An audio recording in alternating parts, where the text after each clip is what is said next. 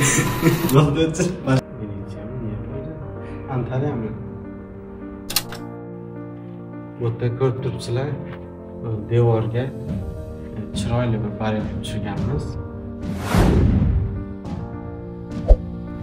Assalomu alaykum, hurmatli obunachilar. Uphouse kanaliga xush kelibsizlar. Bugun sizlarga eksklyuziv zalimizni obzor qilib beraman. Bu yerda biza turlov va barelet ishlarini qilib berganmiz. Juda ham bir neobishniy ko'rinishga keldi deb o'ylayman. Kommentariyalarda o'z fikrlaringizni yozib qoldiringlar. Marhamat, ishlarimizni ko'rsatamiz. Bu yerda to'liq qismda devorimizni barelet qilganmiz. Italiya bareleti. Baho berasizlar. Ularni ko'ringlar.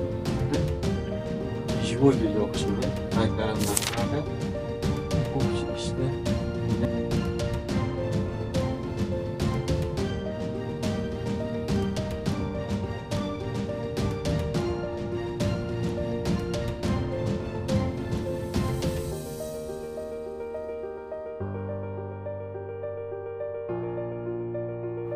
bareletlarimizni juda ham chiroyli qilib o'rtaga chiqardik. Ichiga podsvetkalarni qo'yib, ko'rib baho berasizlar. Kommentariyada o'z fikrlaringizni yozib qoldiringlar. Bu yerda juda ham eksklyuziv yondashishga harakat qildik. Parijni tasvirlaganmiz. Parij ko'chalarini yomg'irli havoda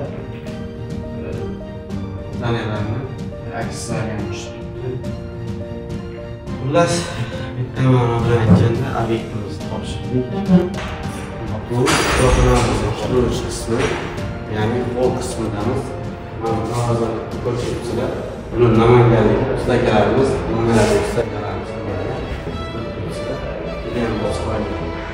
Bu bitta biza barelet qilganmiz. Fotozona. Bu ham bitta barelet.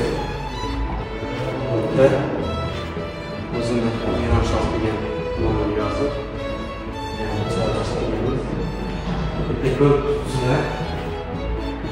Vitraj ishlari ham qilingan. Buni Abror akam qilgan. Bilasiz, hurmatli. Bu yerda gullar bilan ko'pakcha qilganmiz. Yana nazarda ko'rsatibsizlar. Yana chiroyli chiqqan bo'ldi. Kommentariyada yozib qo'ying. Bu